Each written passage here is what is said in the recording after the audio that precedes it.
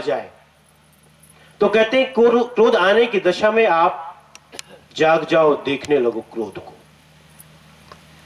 संत बताते हैं उपाय, और ये सच भी लगता है।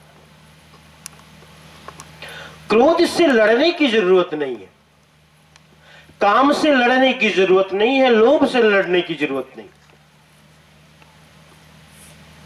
लड़ने से समाधान नहीं है, क्योंकि लड़ने के जितने उपाय ये भी मन के ही आविष्कार है, मन के ही द्वारा खोजे हुए हैं। जितने भी हम उपाय करते हैं, अब मेरा मन नहीं लगता भजन सत्संग में, तो मैंने उपाय कर लिया। किसी ने कहा भाई देखो ऐसा करो, सुमिरन करो, तो सुमिरन का जो उपाय हमने कंठी माला लिया, ये भी तो मन के द्वारा निर्मित। ये मेरे दोनों हाथ हैं, ठीक है। अब ये दोनों हाथ आपस में लड़ने लगे, तो बायां हाथ और ये दायां हाथ, दोनों हाथ जब लड़ने लगे और मैं कह दूं कि भाई ये बायां हाथ जीत गया, मैं कह दूं कि दायां हाथ जीत गया, तो ये क्या जीत रहा है? जिता तो मैं रहा हूं, मन ही है। मन कभी से जिता देगा, मन कभी से जिता देगा। उपाय एक ही है, होश और जागरण। इसलिए हमारे संत महात्मा कहते ठीक है, देखो मैं किसी बात को गलत भी नहीं कहता, लेकिन मैं जब सूक्ष्म में जाता हूं, उसके मूल में जाता हूं, तो मुझे ऐसा लगता है जैसे उदाहरण में हम कहते हैं भैया बीड़ी छोड़ दो, सिगरेट छोड़ दो, मांस छोड़ दो, शराब छोड़ दो। जल्दी कोई छोड़ता नहीं छोड़ दे कहने से।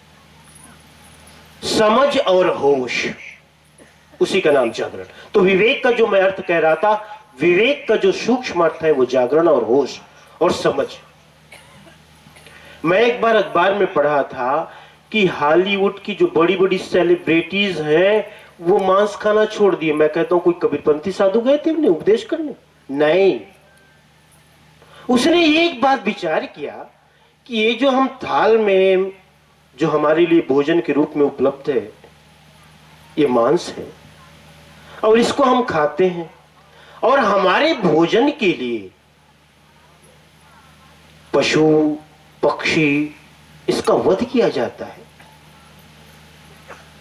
और वो भी जीना चाहते हैं। जीना तो हर सृष्टि का जीव चाहता है, जीने की सब में इच्छा है। क्योंकि एक नीतिकार ने कहा ना, आहार निद्रा भय मैथुनंच सामान्य में तत् पशुभिर नराणाम और धर्मो ही तेषाम अधिको विशेषो धर्मेण ही ना पशु भी समान। उसमें चार बातें कहती, पशु और मनुष्य, पशु पक्षी और मनुष्य, इसमें चार बातें ऐसी है जो मिलती जुलती है।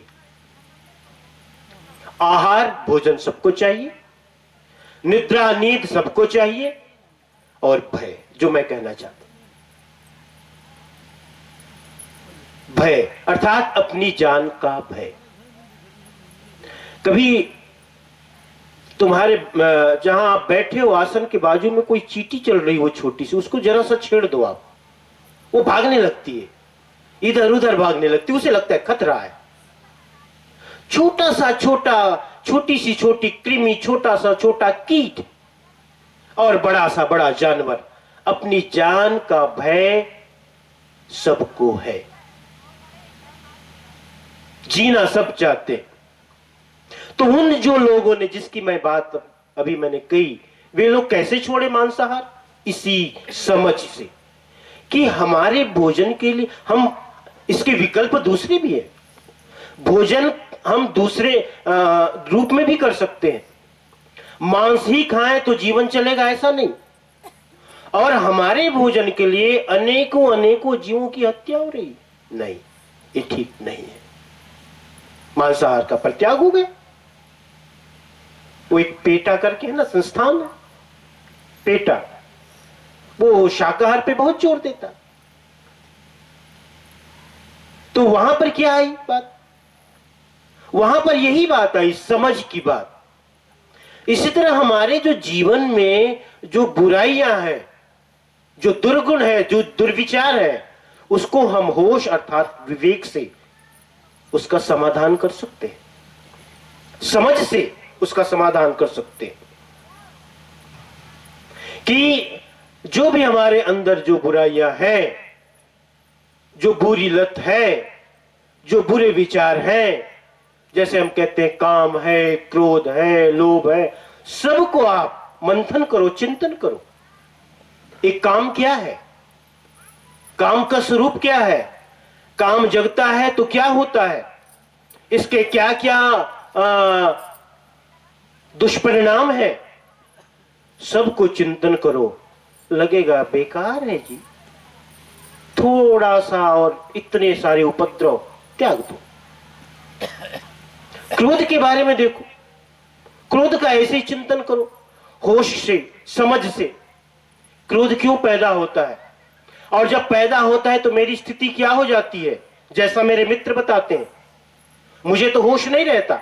इसलिए कहते हो ना, जब कभी आप किसी मित्र से खूब अपने मित्र को खरी खोटी सुना देते हो, दूसरे दिन मोबाइल बजाते हो, माफ करना गलत हो गया, उस समय मैं होश में नहीं था और बहुत भला बुरा आपसे कहा। ये देखिए, आइए ना होश की बात, बेहोशी में, जागरण की स्थिति में गलत नहीं होगा, समझ की स्थिति में गलत नहीं होगा। जब भी ऐसा होता है तो उस दशा में जब हमारी बुद्धि मूर्छित हो जाती है, मूर्छा की दशा में हम ऐसा करते हैं। तो क्रोध को यदि ऐसा समझा जाए कि किस लिए मैं क्रोधित हुआ, किसी ने मुझे गाली दे दिया, मैंने उसे अपमान समझ लिया और अपमानित हो करके कि ये मेरा अपमान किया गया, और मैं बिल्कुल उसका प्रतिकार करने लगा, और प्रतिकार की स्थिति में मेरे से अनर्थ हो गया। बुद्ध के जीवन का एक प्रसंग आपको सुनाता हूं। उसका एक शिष्य था पूर्ण काश्यप। पूर्ण काश्यप ने बुद्ध से आज्ञा ली कि भगवान मुझे आज्ञा दो, मैं भ्रमण में जाना चाहता हूं, भ्रमण में जाकर के लोगों को उपदेश करना चाहता हूं। बुद्ध ने पूछा था कि तुम कहां जाना चाहते हो, स्थान मुझे मालूम नहीं, लेकिन बिहार में एक ऐसी जगह का नाम उसने लिया जिसे सुनकर बुद्ध ने कहा, अरे वहां क्यों जाओगे, वहां के लोग अच्छे नहीं हैं, बड़े बुरे लोग हैं वहां के, तुम्हें गाली देंगे, तुम्हारा अपमान करेंगे, तुम वहां न जाओ। कहे नहीं, मैं वहां जाऊंगा, लेकिन तुम्हें गाली देंगे तो, अपमानित करेंगे तो उस पूर्ण काश्यप ने कहा कि यदि वो मुझे गाली देते हैं, अपमान करते हैं, तो मैं यह मानकर संतोष कर लूंगा कि उसने मुझे मारा तो नहीं। तो बुद्ध ने फिर से पूछा था, और यदि तुम्हें मार दे तो, और मुझे यदि मार दे तो मैं यह मान करके संतोष कर लूंगा कि इसने मुझे मार ही तो नहीं डाला। देखिए, फिर बुद्ध पूछते हैं कि यदि तुम्हें मार ही डाले तो मैं यह मान के संतोष कर लूंगा कि चलो इस शरीर को तो जाना ही था, उसने कम से कम इन दुखों से मुक्ति तो दे दी। ये दशा, ये है होश और जागरण की दशा। होश से ही हम समझें कि क्या मान और क्या अपमान। तो समझ और विवेक, जिसे समझ कहूं मैं, उसी को विवेक भी कहता हूं, उसी को समझ कहता हूं, उसी को होश कहता हूं और जागरण कहता हूं।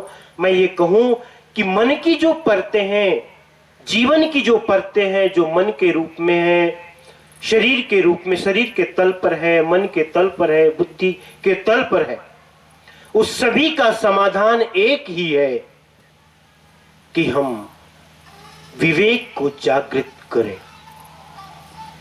विवेक ही समाधान है, और कोई समाधान नहीं। जीवन में जो व्रत है, संकल्प है, वो तो बेकार की बात है, उस अर्थ में जब वो हमसे होता नहीं है। हाँ, कभी कभी ऐसा लोग करते हैं कि संकल्प ले लेते हैं, लेकिन संकल्प लेने की स्थिति में हम पूर्णतः उससे अलग नहीं हो पाते। लेकिन यहां पूर्णतः अलग होने के लिए तो समझ ही साधन बन सकता है। कोई आदमी मांसाहार का परित्याग कर दे और बार बार वो स्वाद उसे परेशान करे, तो सबके बीच में, संतों के बीच में, धर्माधिकारी साहब के सामने मैं खड़ा होकर कहा हूं, सब लोग मुझे जानते हैं, बचेगा तो जरूर वो। लेकिन वस्तुतः मन अब भी वहां जाता है। लेकिन मन को रोकने के लिए आवश्यक है कि समझ और बोध को, होश को जागृत किया जाए, विवेक को जगाया जाए। और जब विवेक जागृत होता है उस समय फिर मन नहीं जाता। और ये हर तल में, हर आयाम में जीवन के इसका प्रयोग कर सकते हैं कि विवेक को जागृत करो।